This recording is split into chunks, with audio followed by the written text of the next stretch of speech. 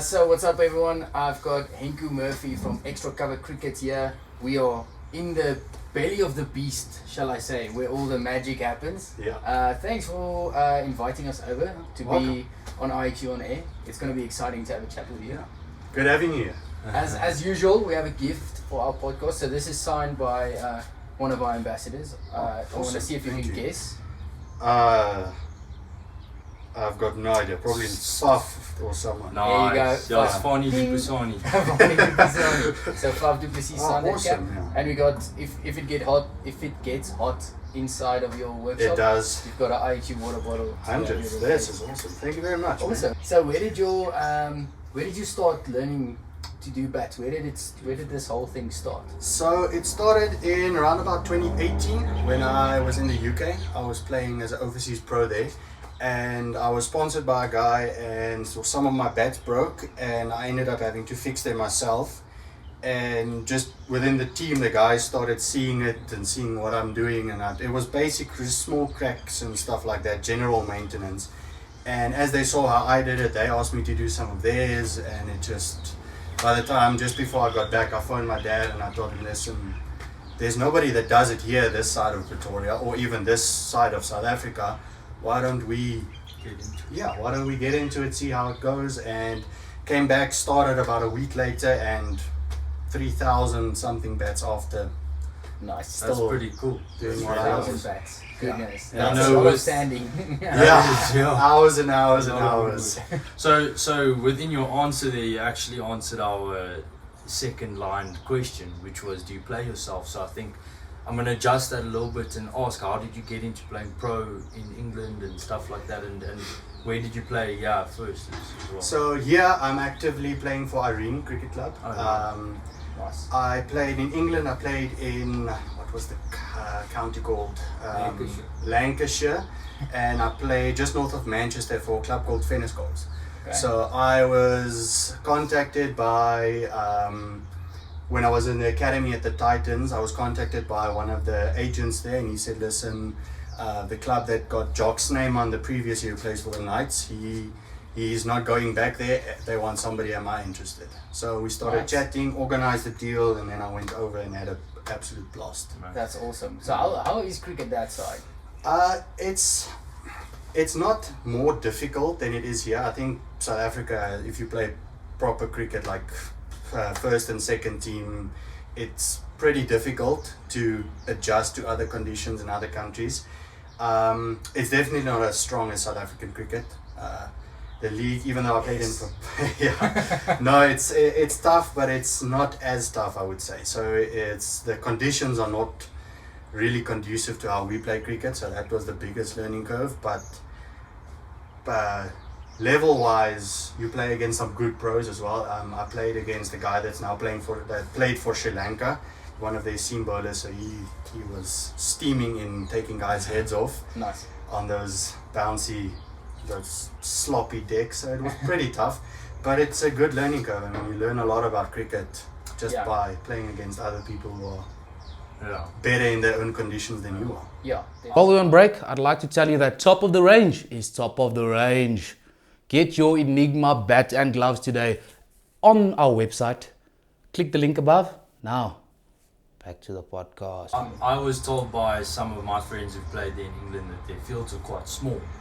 They're very small and they are very weirdly shaped. So the one field I can remember, I'll never forget it. I got caught on the boundary, but the guy fielding at cow was about 15 meters higher than the rest of us were playing, just because there's a slope this big on the field. Yes. So I mean, that would have been a 6 on. That would have been a 6 on every single field in Pretoria. But then that guy was just standing, chilling on the hill. Oh, I think you should just hit a little bit further.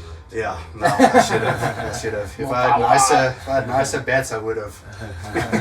Hashtag plug IXU. Yeah. No, but just back to the refurbs, and obviously your playing career, you're obviously still playing, so you're very involved in the sports, and after 3,000 bats you kind of get a hang of it, and you can kind of be considered a pro in doing this. So being a pro in bat refurbs, you kind of got to do some refurbs for pretty cool cricket icons in the cricket industry. are you allowed to name drop a few of those? Yeah. So So we would I'm like to definitely know. gonna name drop. Oh, yes. Absolutely. So one of the biggest player I've done for is probably I did a while back before he got a big name. I did Diewold's bets. Nice. So that was just before he made SA under 19. That was quite a big one. And then active guys, I did Russie's bets before. And then probably one of my favorite bets that I've done is he plays for West Indies. He was here for the SA20, Romario Shepherd, the West Indian. Oh, nice. He smacks Good the guy. ball So very, very, very hard. Yeah. And I ended up going, just after I fixed the bet, I ended up going to watch the game at Supersport Park that I think it was the semis or the finals. Oh no, it was one of the semis. And I think he hit 48 or something with the Yeah. bet. So that was Nice. also cool seeing it in action. Like, that's my work. Yeah, exactly. Yeah, no, it's a very proud moment when That you is see super cool. somebody And I making think you've runs also with done one a of the bets. couple of Fuffs and Clausen's bats. Not yet, but I'm very looking forward. I think Yeah. they'll go to the top of the list pretty quickly Yes. when I see You've those. also worked on Sibs's bats a few Yeah. times. So Sib's top guy. I love working with Yeah, him. awesome. He's been with me since he switched to IXU. Also love working on his bets. Sune's bets I've done before. Some of our IXUs as well. Also love working with her. Yeah. So he's probably one of my favorite players. Mate. Yeah, she's awesome. Yeah. So while we're working on, loving working on the blades and enjoying it and feeling proud of your craft, we speak about the bats and their blades and stuff. Mm. So we want to know, with your craft and the effort that you put in with the bats, would you compare it to like a Japanese swordsman working on his katana? And his I don't think I'm quite there yet. Like that takes. That'll be 10,000 bats. Yeah. No, those guys really know what they're doing. I mean, it's thousands and thousands of years. Yeah. This has been going on 5 years now, so I'm still a newbie.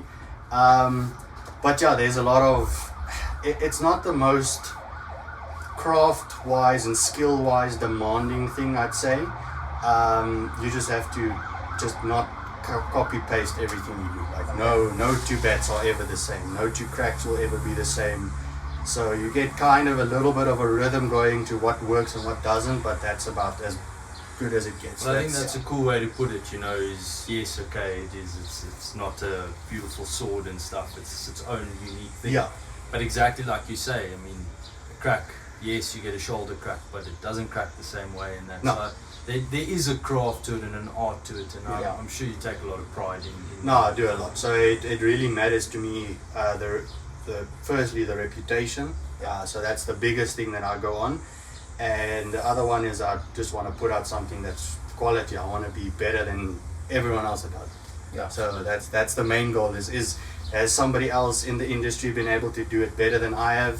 Maybe yes, but I try and beat everyone Yeah. every time. Amazing. And it's so awesome to see how you kind of do consider it as an art, because if you say no crack is the same, you need to be creative in approaching how you're going to fix it. Yeah, you have to get very creative. So, there's never enough clamps to fix a bat, unfortunately, but you have to do what you can. You fix what you can and hope Yeah. for the best.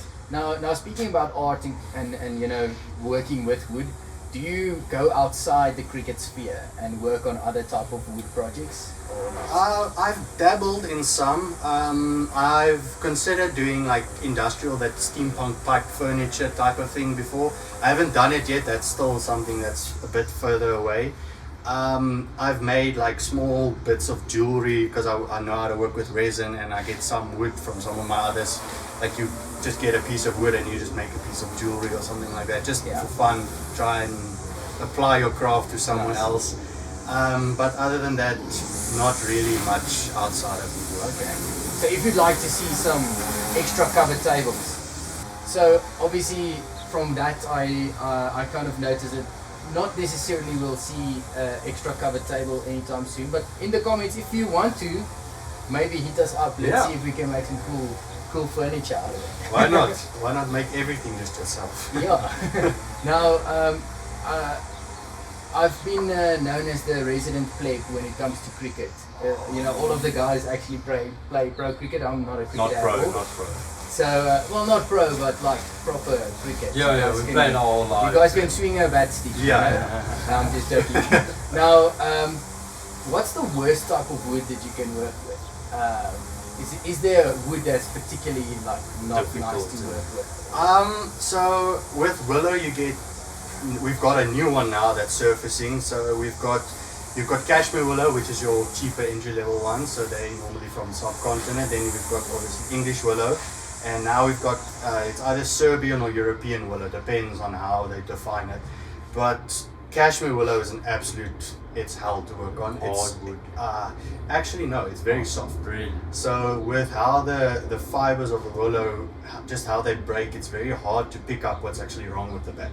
And it's almost impossible, if you don't know exactly what you're looking for, to differentiate between a cashmere and English willow. Okay. So you have to really, really know what you're looking for if you want to differentiate between which is which. But yeah, cashmere willow bats, the ones I've fixed, luckily some of them have lasted, but other ones are they absolutely explode. Yeah. So that's the most Goodness. difficult one to deal To with. work with. Okay, that's Yeah. interesting. Yeah, the softer woods, I mean, obviously harder woods are more difficult to work with, but I mean, it's a easier process to work with a Yeah, harder wood. 'Cause exactly. the softer wood's kind of more stubborn.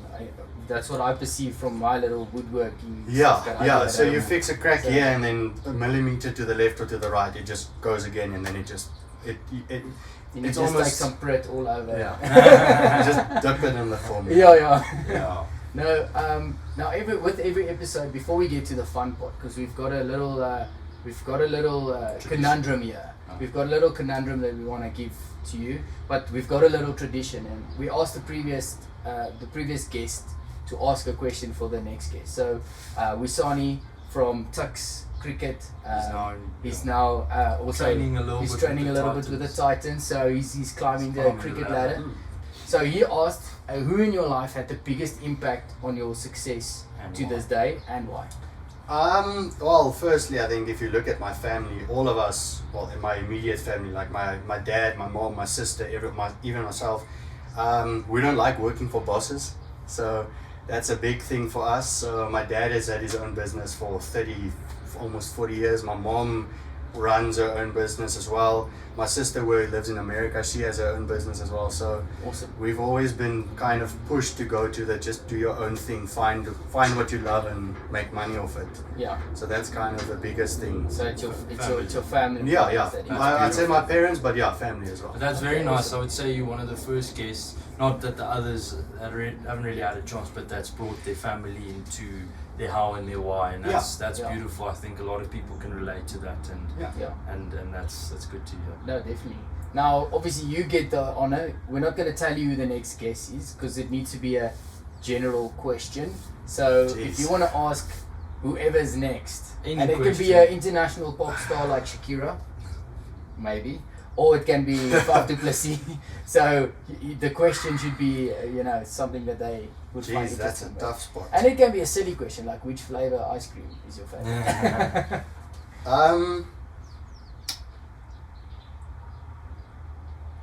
You can I'll take ask this. You can. I'll ask the very open-ended question. What's the dumbest thing you've ever done while enjoying yourself? Okay. Oh, that's cool. It's a very good question. Cool. That's a very good. That Yeah, that very leads good you question. into that could be a fun Absolutely. conversation. Okay, to have. nice. Yeah, we could probably continue to speak about that. Mostly the questions are answered and we move on. And then we move You've like the in a first one that's direction. giving us So a that's little good. bit more That's a good scope direction. to the question. Yeah. So the conundrum.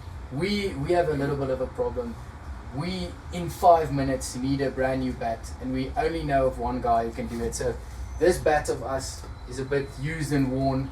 So we need a new grip on it, and we need to sand it down with new stickers. So can you help us, please? Yeah. Okay. Let's get started. So Let's go.